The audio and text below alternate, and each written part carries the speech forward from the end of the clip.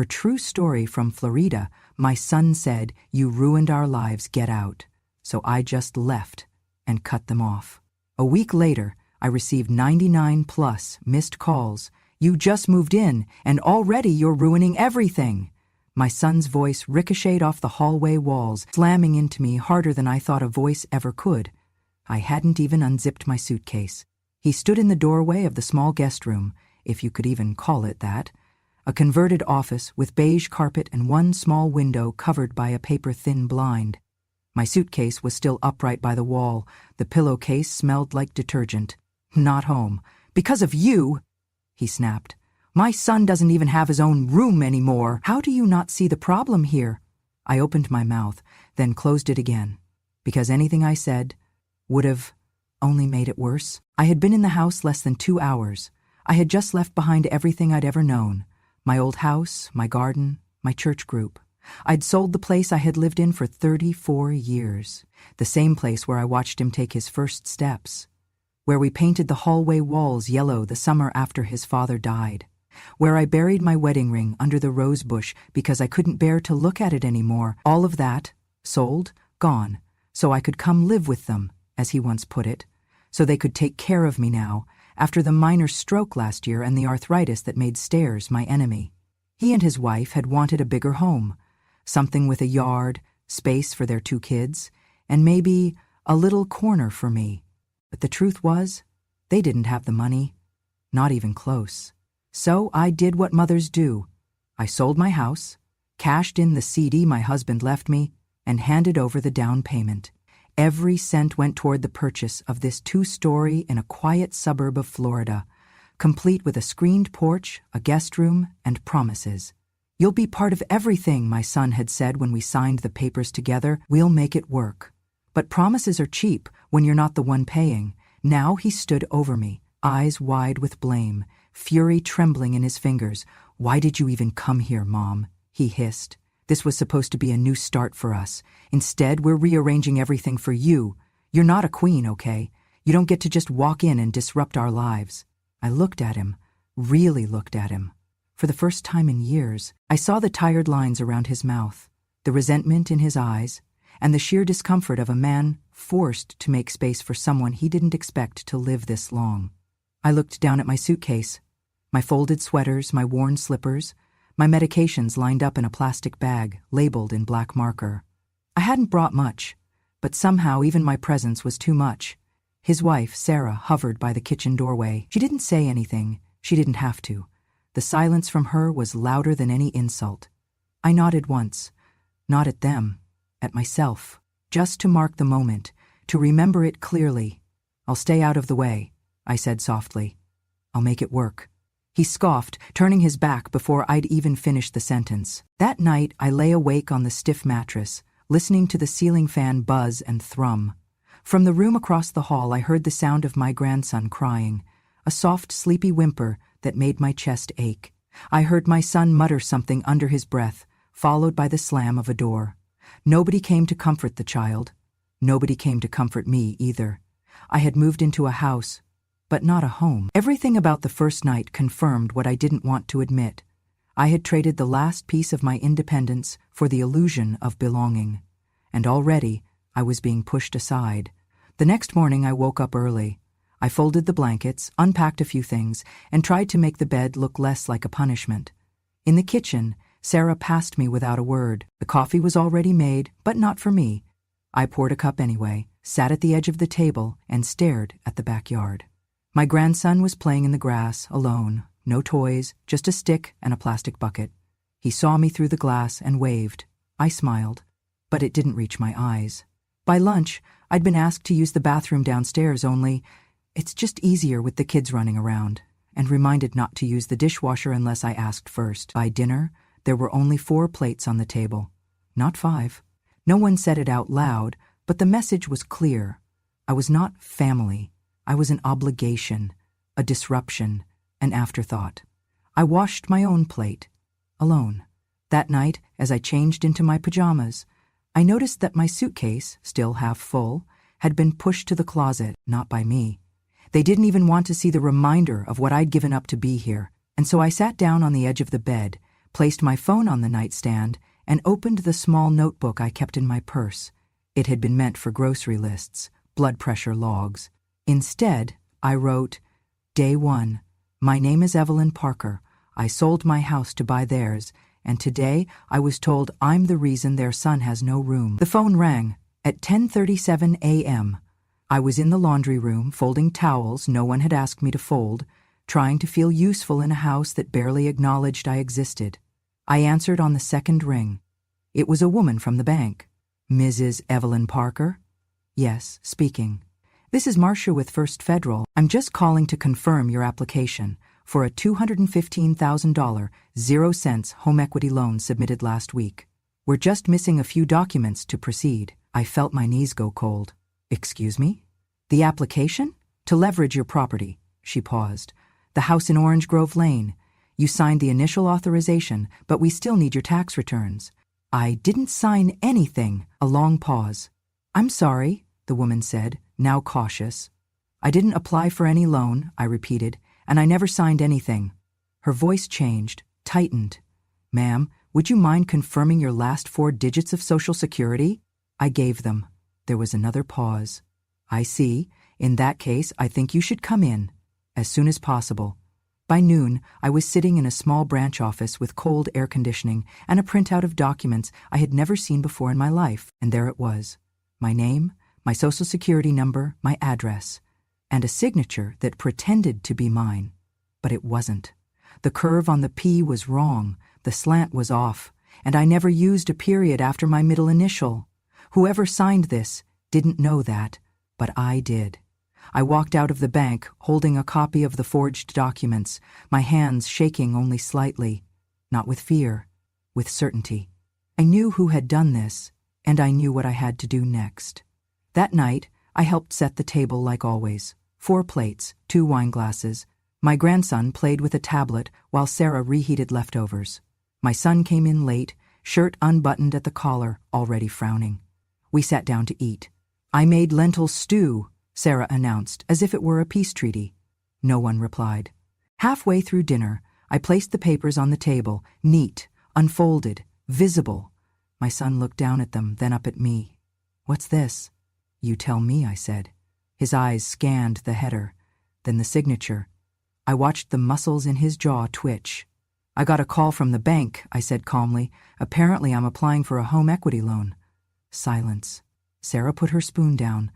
And it turns out, I continued, that someone forged my name to make it happen. Still, he said nothing. I wonder, I said, who would have had access to my Social Security number, my ID, my trust. My voice was quiet, controlled, surgical. He stood up, slowly. What do you want me to say? He snapped. You live here. It's your house. You're part of this family. Part of this family? I echoed. He glared. Don't turn this into some martyr act, Mom. We're struggling, you know that. So you forged my name? I borrowed against the house, our house. You forged my name.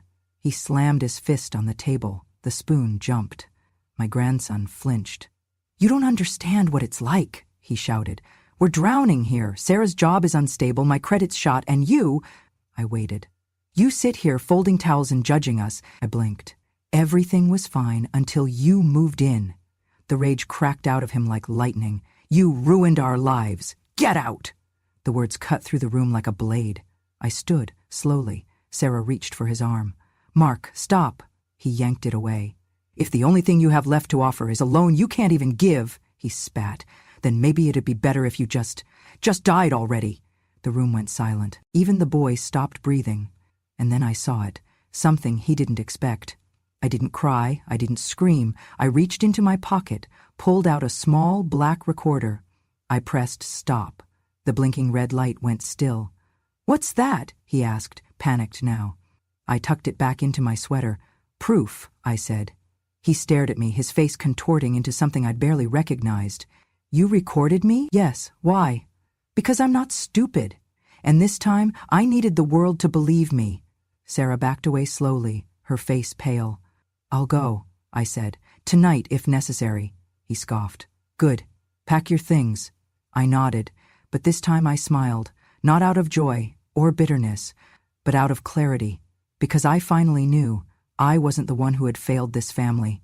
They had failed me, and now they'd finally see what happens when a woman they thought was powerless stopped protecting them. They didn't ask me to leave that night. They just made it very clear I was no longer welcome. The next morning, the coffee machine was already brewing when I came into the kitchen, but no extra cup had been left out for me. When I reached for the cabinet to get a mug, Sarah blocked it with her hip, pretending to organize the shelf. "Let me just get through this real quick," she said without looking at me. I waited.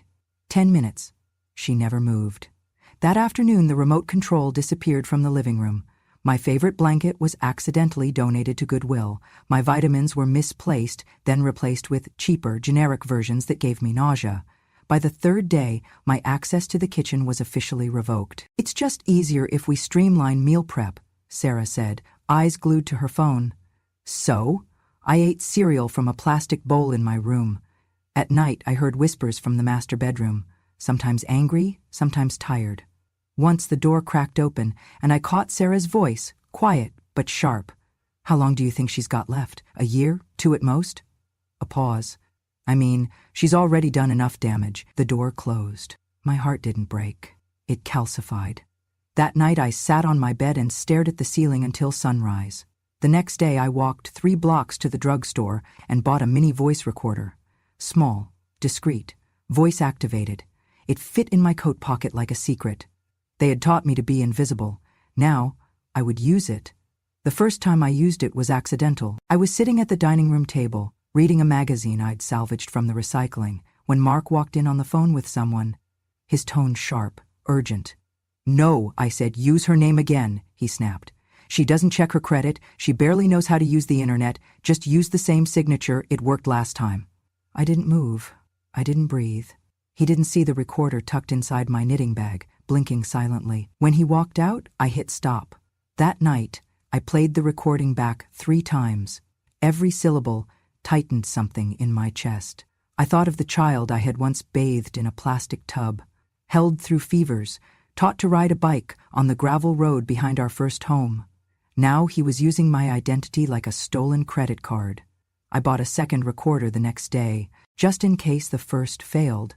I started keeping a log. Morning, Sarah tells kids not to talk to me because Grandma's grumpy and mean. Afternoon, Mark slams door after phone call, mutters, "Useless old woman." Evening, they order takeout and don't knock on my door. I wasn't collecting evidence for a court. I was collecting it for me. So no one, not even my own guilt, could convince me later that I'd imagined it all. On the 7th night, I played a clip while sitting on the floor, back against the closet wall. Sarah's voice filled the room, high, clipped, annoyed. "She just takes up space. What does she even do all day? Breathe and judge us?" Mark laughed. "Trust me, the moment she's gone, everything will finally run smoothly. This house feels like a coffin with her in it." The silence that followed was worse than the words. They weren't even angry. They were comfortable hating me. I didn't cry because I was hurt. I cried because it made everything clear. This wasn't a bad week or a tough transition. This wasn't about stress or misunderstandings or generational conflict. They didn't love me. They tolerated me, resented me, used me, and now I had proof. The next morning, I smiled when I passed them in the hallway. Not because I'd forgiven them, because I'd decided something. If I was invisible, then they wouldn't see me coming. The file was in the bottom drawer of my suitcase, a battered manila folder with a rubber band around it, and my husband's handwriting fading on the corner. House docs, do not throw out. I hadn't opened it in over a year. That morning, after another breakfast alone, I sat on the floor of the guest room with the folder spread out before me. The pages were yellowed slightly from age, but they were intact. Deed, title, tax receipts, insurance forms. And there it was, in bold, owner of record, Evelyn M. Parker, no cosigner, no joint ownership, no transfer of title. The house, this house, was still mine, not in theory, not in some sentimental maternal sense. Legally, fully, unmistakably. I stared at the document for a long time. They thought I had signed it over after the move. I hadn't.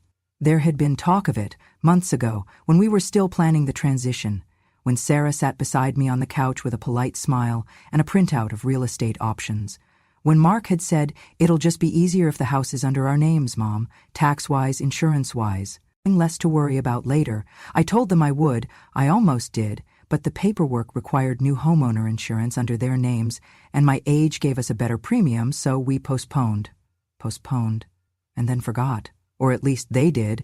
I never signed anything. And now I was glad, so deeply, painfully glad, that I hadn't. Because this house, the one they used to whisper about getting rid of her in, the one I was confined in like an aging prisoner, it was mine, paid for with my name, my savings, and my sacrifices.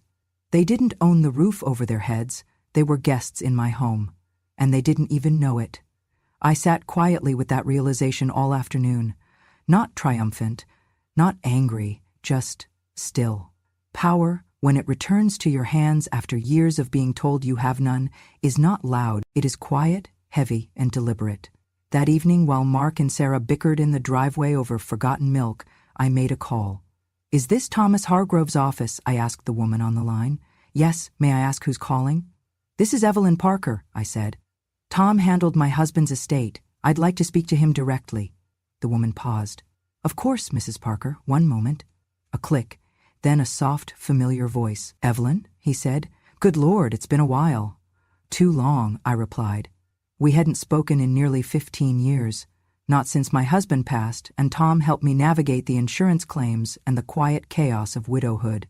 "How can I help?" "I need to discuss a property, mine. It's complicated." "I'm listening." I explained everything, slowly, carefully. I told him about the sale of my old house, the down payment, the joint mortgage taken under my name alone, the promises I had made and never legally fulfilled, and what I had discovered, and what they had done.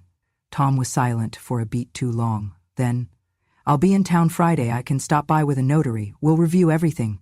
"Thank you," I said. "No need," he replied. "You're not the first mother I've heard this from. But you might be the first one doing something about it." I hung up and stared at the phone for a long time. Something had shifted, deep inside me.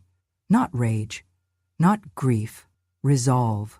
They had thought I was too old, too soft, too tired to keep track of papers or laws or signatures. They had forgotten I was once the woman who balanced 2 jobs and still made dinner by 6:30 every night.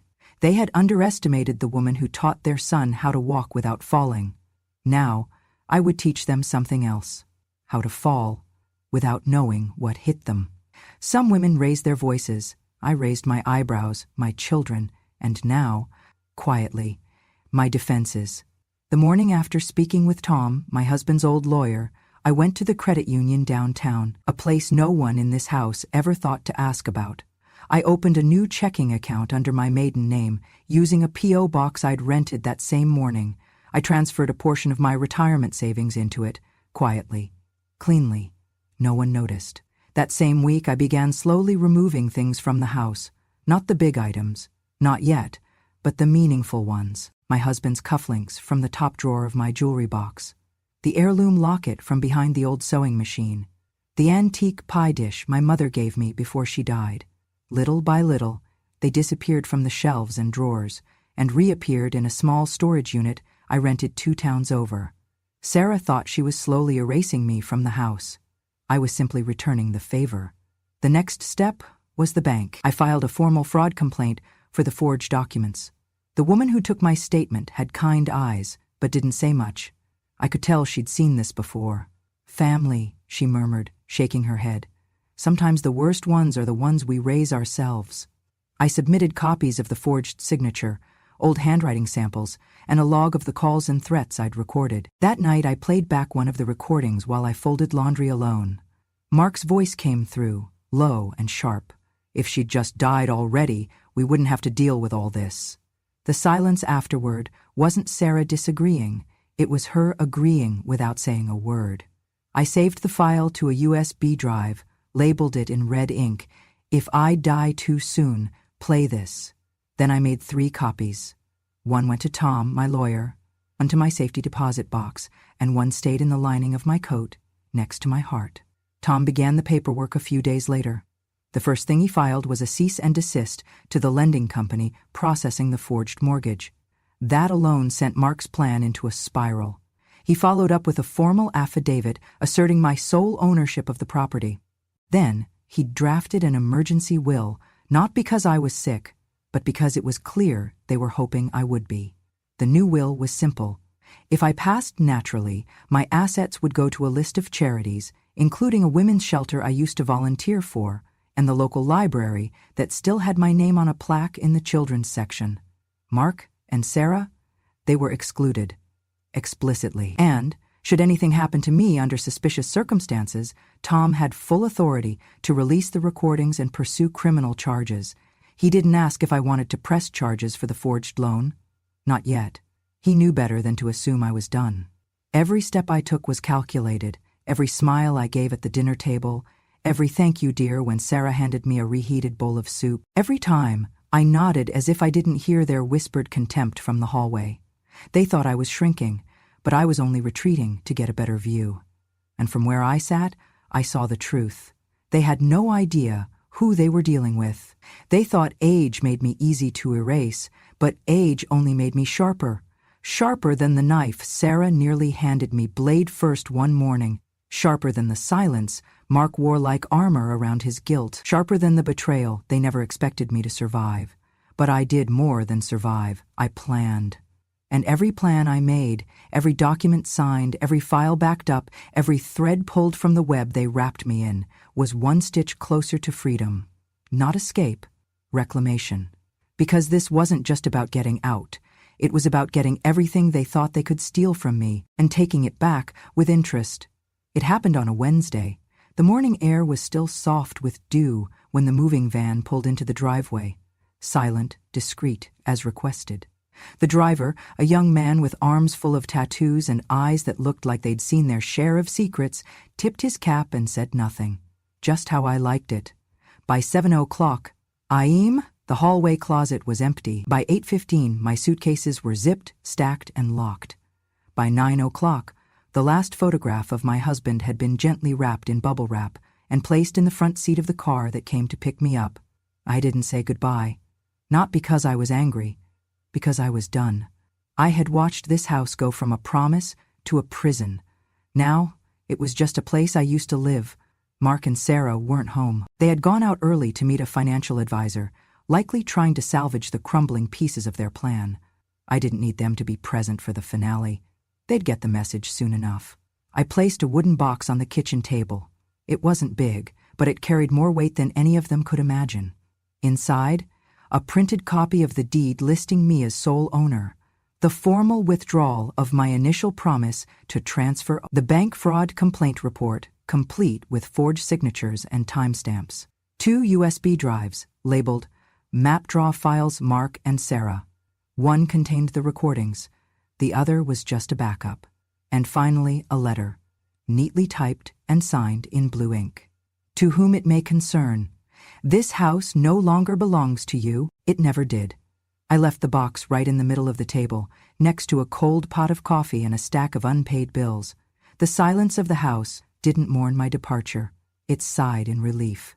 By noon, I was stepping into my new home, a furnished apartment on the 12th floor of a senior living community overlooking the river. Modern, quiet, and warm in ways that had nothing to do with the thermostat. The front desk clerk handed me my keys, smiled, and said, "Welcome home, Mrs. Parker." For the first time in years, I believed it. Everything had already been paid in advance. 12 months of rent, health services, dining credits. My name was on every document. My signature, unforced and free. The apartment smelled like lavender. The armchair by the window was soft and deep. There was no one here to shout, no one to question why I needed space or silence or dignity. Only me. And that, at last, was enough. That night, I sat by the window with a cup of chamomile tea. Below, the city lights flickered like fireflies. I imagined the moment they'd walk through the front door, expecting the same bitter old woman warming their couch, folding their towels, sitting quietly in her corner. Instead, they'd find nothing but empty drawers, hollow closets, and a box. A box that didn't shout. It proved. I didn't run away. I took back what was mine, and I left only what they had earned. Silence, consequence, and a deep, echoing absence where their free ride used to be. It started on the 7th day. 1 missed call, then 2. By noon, a dozen. By the next morning, my phone screen was a wall of red notifications. 99 plus missed calls, marked no voicemails, just silence trying to claw its way back into my life. I didn't answer. I didn't block him either. Some things are meant to be seen and felt. Let him stare at that glowing name, let his thumb hover over the call button again and again. Let the weight of being ignored settle into his gut the way his words once settled into mine like stones. I had nothing left to give him, and now he had everything to lose. On the 8th day, a letter arrived. Not handwritten, not personal. A typed notice from the law office handling the credit fraud case. Sarah's name was listed on the formal complaint. Apparently, she had been the one to file the paperwork, using my information. Her employer, when informed of the federal investigation, placed her on immediate leave. By the end of the week, she was unemployed. I didn't gloat. I didn't cheer. But I did feel calm. Actions have consequences, especially when the person you called useless keeps the receipts. The calls didn't stop. Mark tried different numbers, texted things like, "We need to talk." It was never meant to go that far. We're in over our heads. Please. One message simply read, "I'm sorry, Mom." But he wasn't sorry for what he did. He was sorry he lost control, and I had no intention of handing it back. I crafted my reply carefully. I didn't send it immediately. I waited until I could reread it without trembling, until the words didn't sting my tongue. Then I attached an audio file. One of the recordings where he said, plain as day, if she'd just died already, this would be so much easier. And beneath that, I typed a single message. You were once the child I loved most, but the man you've become, I don't recognize him. I hit send. Then I muted the thread. 2 days later, I received a voicemail. Mark's voice cracked at the edges. "Mom, please, just tell me you're okay. I didn't mean what I said. We were stressed. I was scared. I shouldn't have forged your name. I know it now. Silence. I didn't think you'd really leave. That was the problem, wasn't it? They never thought I would leave, because they never thought I could. To them, I was a fixture, a faucet that poured money, patience, and presence without ever drying up. A mother is not supposed to walk away, but I did. Not out of spite, out of survival. And he would have to learn that lesson without me. That evening, I sat on the balcony of my new home with a blanket over my knees and a glass of water resting on the table beside me. The sun dipped behind the skyline, casting gold across the rooftops. Peaceful, earned. A neighbor waved from the balcony next door. She was reading a mystery novel and had her cat on her lap. I smiled. Because this life, this silence, this freedom, was mine now. Not borrowed, not begged for. Mine. And I would not trade it again. Not for guilt, not for apology. Not even for the boy I once sang to sleep. Some doors once shut should stay that way. Some mornings now I forget what sorrow used to taste like. There's a citrus tree outside my window that blooms even in winter. I sip my coffee and listen to the birds bickering over crumbs, and I marvel, not at the silence, but at the absence of weight. That invisible weight I carried for decades, the guilt, the hesitation, the quiet ache of being needed and never thanked. I used to believe motherhood meant erasing yourself, that the best mother was the one who became heir everywhere and nowhere, holding up everyone else, but never seen. I don't believe that anymore. After I moved into the senior residence, I gave myself a small promise, to say yes more. I said yes to watercolor classes, yes to poetry readings at the local library, yes to a weekend bus trip to Savannah, where I ate shrimp and grits by the harbor and danced barefoot on a balcony with women who had stopped asking permission to be joyful. It wasn't long before I had a drawer full of brochures. Greece, Portugal, Montana, Japan. I didn't care if my knees ached or if I needed to pack extra pills. I had time. I had savings. And for the first time in my life, I had no one waiting to tell me I couldn't. I joined a travel group for women over 60. Golden Miles, they called it. There were 10 of us on that first trip, all in wide-brimmed hats and orthopedic shoes. But we were not delicate, We were fierce. We laughed like teenagers on the cliffs of the Amalfi Coast. We whispered old secrets under the cherry blossoms in Kyoto. And we cried, quietly, together, at the Anne Frank house in Amsterdam. Not because we were sad women, but because we were alive women. Every morning I woke up somewhere new. I reminded myself, I am not a ghost, I am not a burden, I am not waiting to die, I'm living. And I'm finally doing it for me. On a cruise through the Danube, I met a man named Samuel. He was from Maine, widowed like me, polite in the way old men used to be, pulling out chairs, saying, "Ma'am," but with a quiet sadness behind his jokes. We ended up seated beside each other at dinner. I asked if he wanted the last roll. He said, "Only if you'll take half," and somehow that's how it began, not with sparks or sweeping gestures, but with gentle consideration.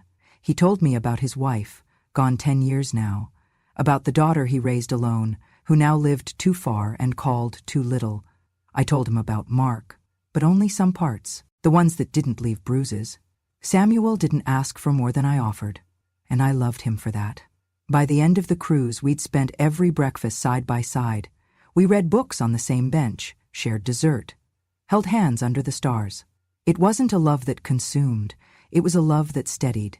When we got back, we didn't promise forever, just that we'd write, and maybe travel again, but that was enough, more than I ever expected.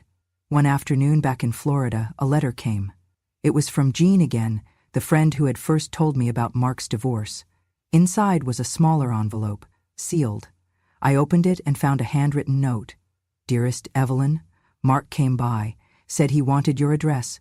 I didn't give it to him, but I told him something else. Your mother is doing better than I've ever seen her. He looked like someone just told him the sun would never rise again. Just thought you'd like to know. Love, Jean." I didn't laugh. I didn't cry. I simply sat with it.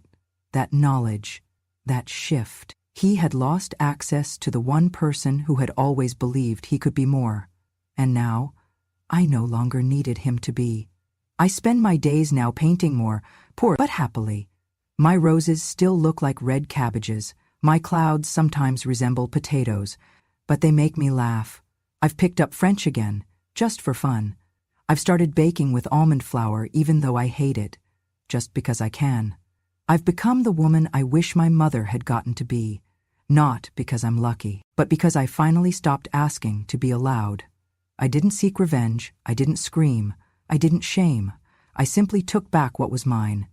My name, my space, my peace, my kindness, and I placed it in the hands of the only person who had truly earned it, me. Have you ever felt like they only loved you when you were giving, when your hands were full of meals, of money, of answers, when you were the one holding the family together, quietly like glue, invisible but essential? But the moment you stopped, the moment you needed something back, you disappeared. The room got quieter. Their eyes turned colder. The love you thought was unconditional? Suddenly, it came with terms. If you've ever been there, sitting at a dinner table that used to feel like home, now feeling like an unwanted guest. If you've ever laid awake at night asking yourself, was I only loved when I was useful? Do they miss me, or just what I used to give them?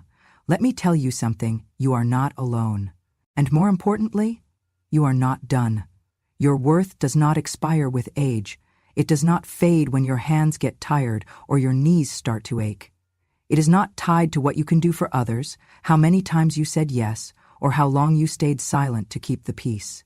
Your worth is in your memory, in your stillness, in the way you knew all along and waited for the right moment to speak, because silence is not weakness. And power, real power, it doesn't need to shout.